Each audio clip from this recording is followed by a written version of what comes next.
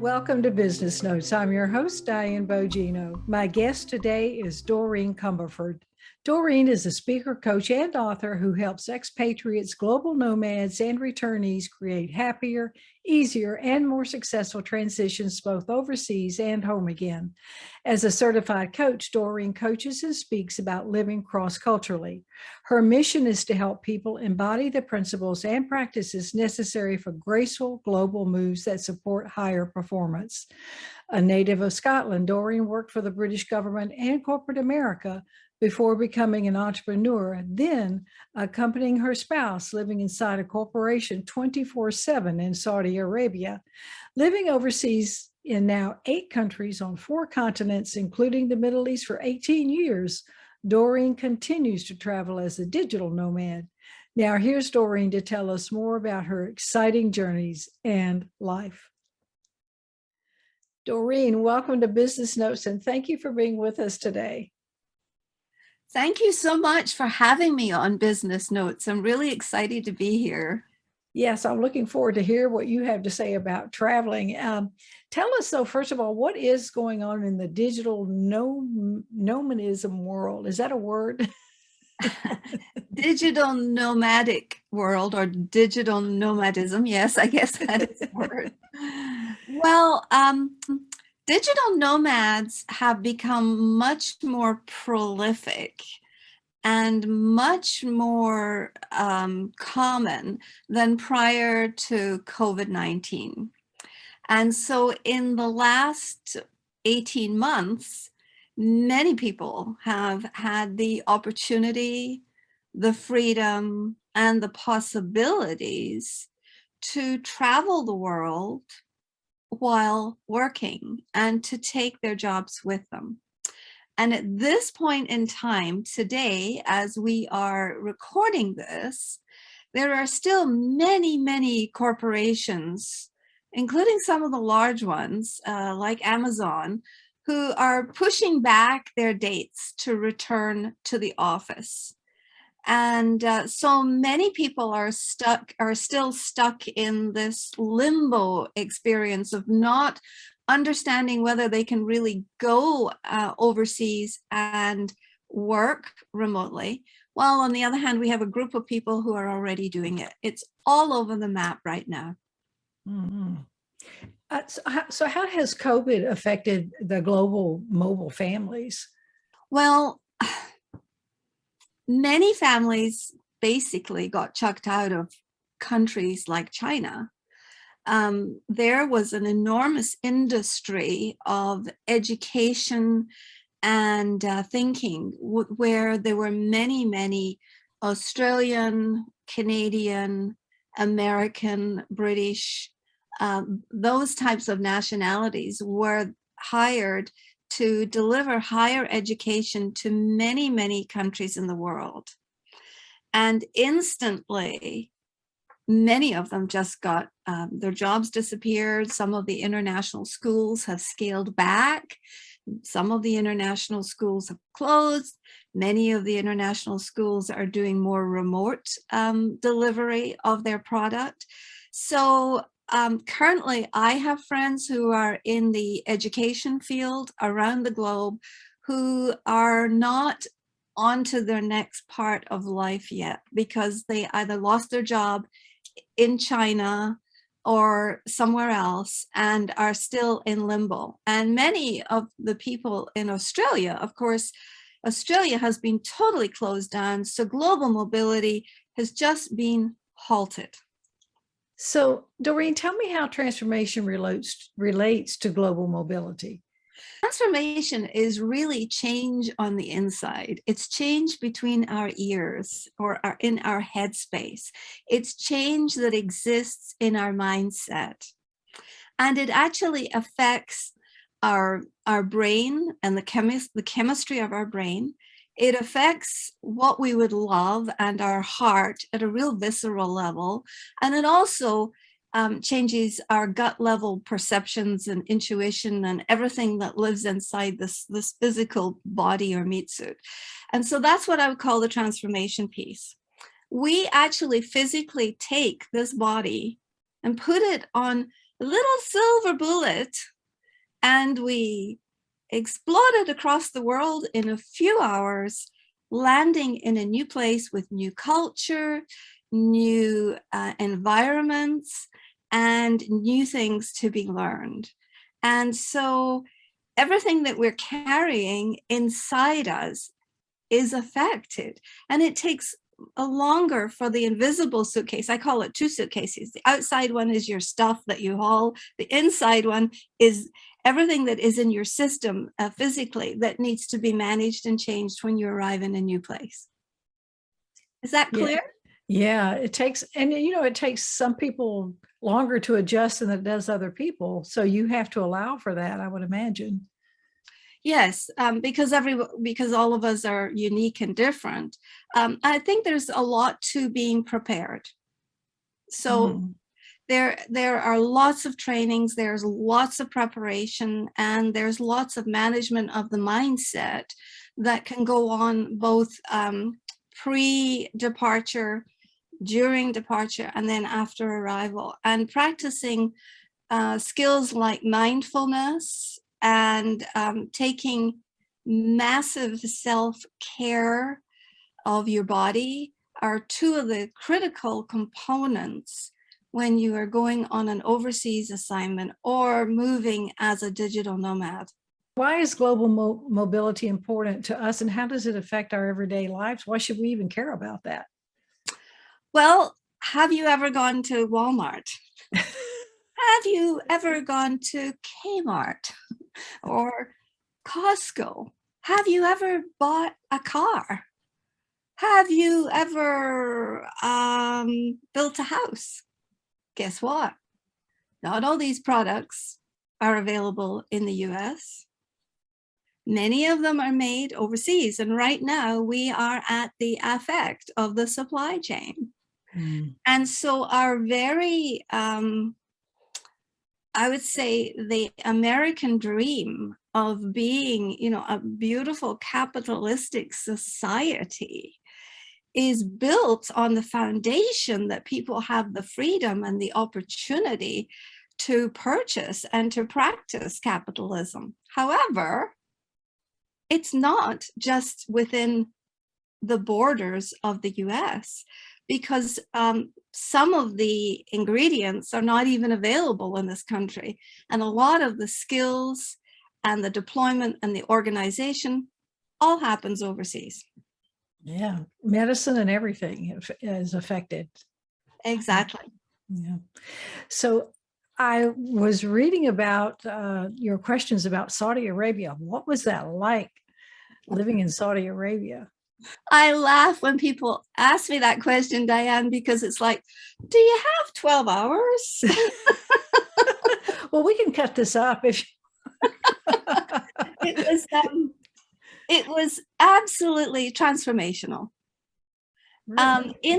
When we take ourselves out of our environment and go beyond the borders of our geography, it isn't just the geography that changes, the thinking changes and the languages change. And so for me, I was originally a single woman working in the diplomatic service and then in American corporate life overseas.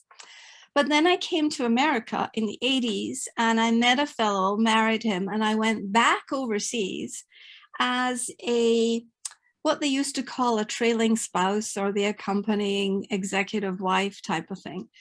It was a role that I was fairly suited to because I had seen my mother, not that she lived overseas, but in my family, it was a role that suited me for a while, but not for very long. I grew to love the Saudi Arabian people. My eyes miss seeing calligraphy writing. My ears, even after 10 years, still miss the sound of Arabic. So wherever we put ourselves on the globe, we get programmed by the culture and the sounds. It's not just the invisible culture, it's the sounds and the senses and the tastes. So first 5 years were hell. Second 5 years were, 9/11, the Iraq War, and terrorism in the kingdom. Very, very traumatizing. And the last 5 years, I never wanted to leave. Yeah, well, you'll have to do a series on that one. I mean, do you have a podcast, by the way, Doreen? Interesting you should ask that, because I have 4 or 5 episodes that are parked, saved, and I'm kind of stuck as to what's the next step. But I was listening to a podcast by Tim Ferriss last night saying, you can start one with only 10 episodes. And I'm thinking, okay. So I'm growing into that idea. Great. Yeah, I would love to hear some segments about that, what you just talked about, because that would certainly be interesting to your audience, I would think. So, I have the book, Life in the Camel Lane, which is Embrace Your Adventure. And it really is a primer on how to embrace adventures. And I have a blog that I'm starting called Bite-Sized Adventures. It's actually based more on my house and pet sitting lifestyle that we're doing for fun right now in our 3rd chapter.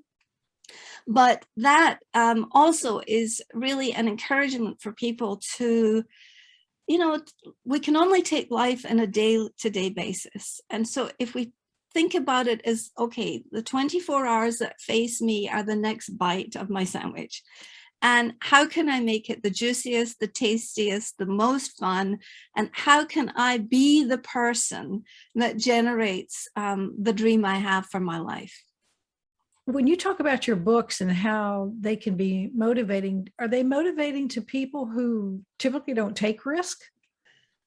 Well, I hope so. They're more written for the person who has, in the past, taken some risk, moved overseas, and actually started a new lifestyle. I am moving towards encouraging more people to do that.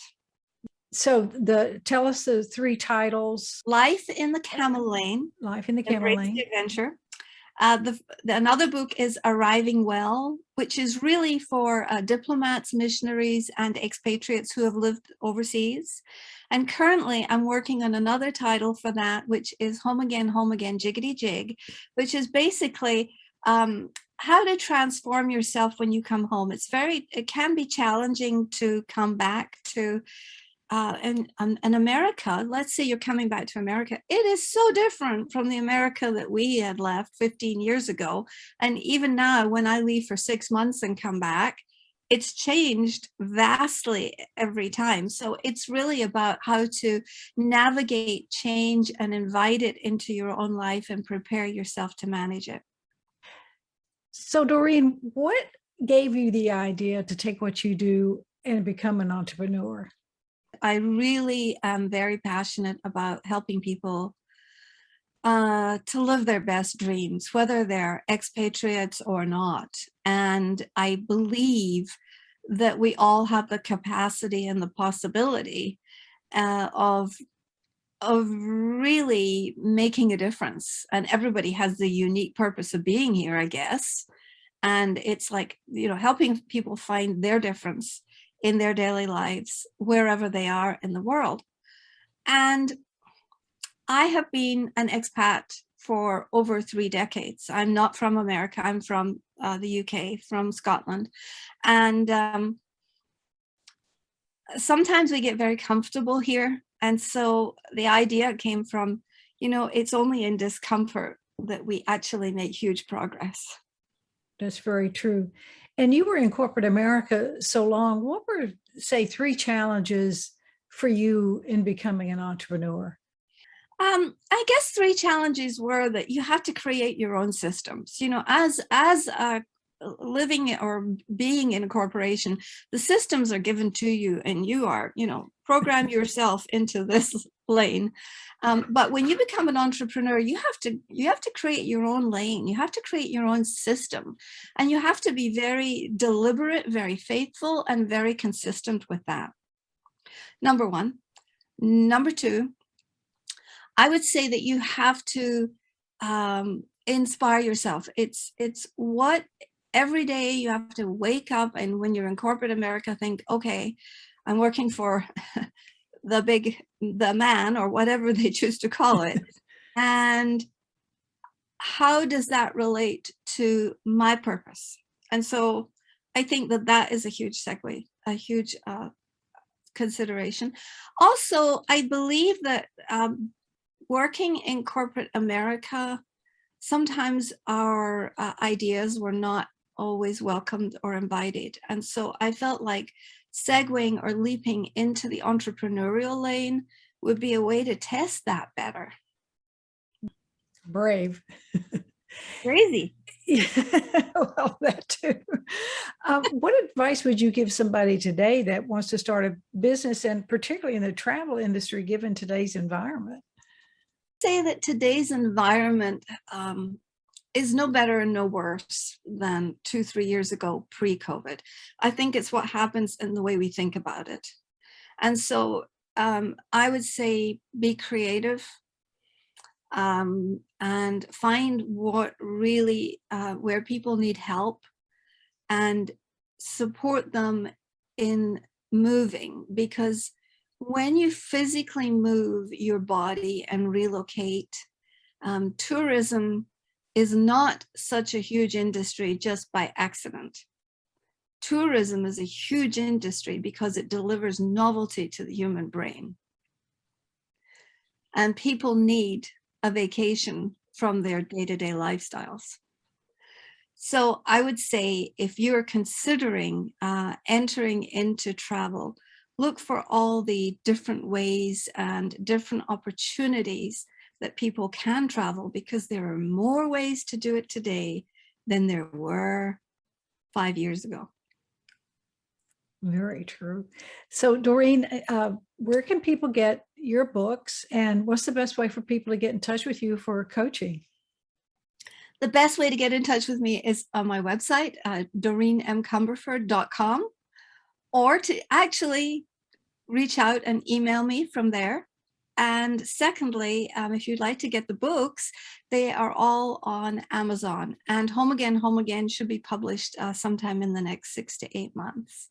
Great. And so that will also be on Amazon, although my blog will be published on my website, and that is going to be changed to Bite-Sized Adventures. So you can find me there too. Look forward to that. Great.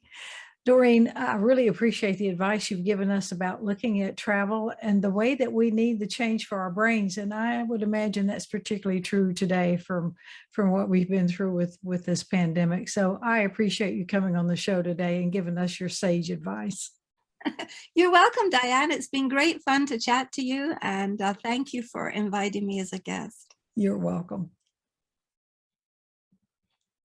Thank you for watching Business Notes. We've been speaking with Doreen Cumberford, speaker, coach, and author. I'm your host, Diane Bogino, bringing you business ideas you can bank on.